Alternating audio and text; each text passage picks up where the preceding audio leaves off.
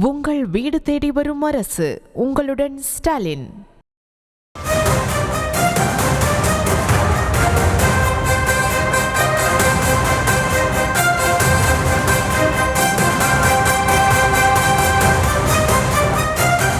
தற்போதைய அண்மை செய்தி.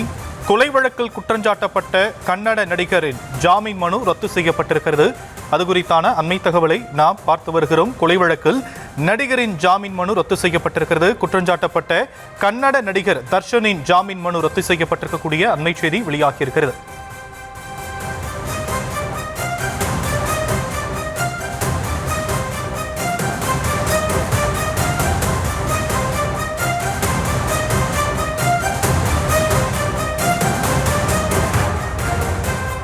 கொலை வழக்கில் குற்றஞ்சாட்டப்பட்ட கன்னட நடிகர் தர்ஷனின் ஜாமீன் மனு ரத்து செய்யப்பட்டிருக்கக்கூடிய அண்மை செய்தியை நாம் பார்த்துக் வருகிறோம்.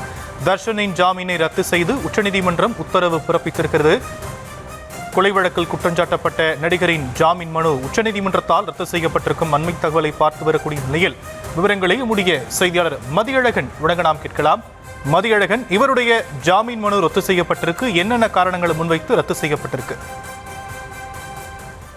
கர்நாடகாவை சேர்ந்த நடிகை பவித்ரா கவுடாவிற்கு சில மிக குறுஞ்செய்திகள் அனுப்பியதாக ரசிகர் ரேணுகா சாமி என்பவர் கொலை செய்யப்பட்டிருந்தார். இந்த வழக்கில் நடிகர் தர்ஷன் மற்றும் பவித்ரா கவுடா ஆகியோர் இருவரும் கைது செய்யப்பட்டிருந்தார்கள். இவர்கள் இருவரும் சிறையில் அடைக்கப்பட்டிருந்த பொழுது அவர்களுக்கு சிறப்பு சலுகைகள் வழங்கப்பட்டதாகவும் புகார்கள் எழுந்திருந்தது.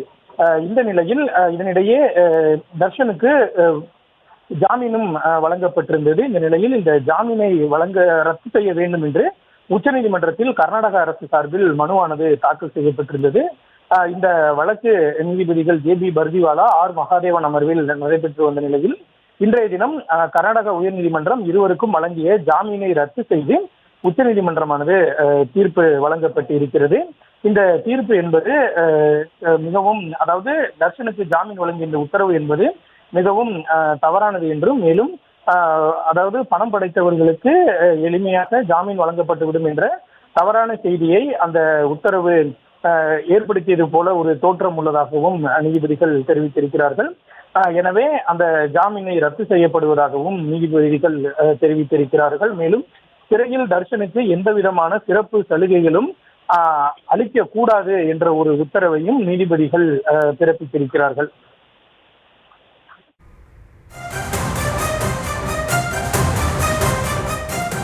விரிவான விவரங்களுக்கு நன்றி மதியழகன். உங்கள் வீடு தேடி வரும் அரசு. உங்களுடன் ஸ்டாலின்.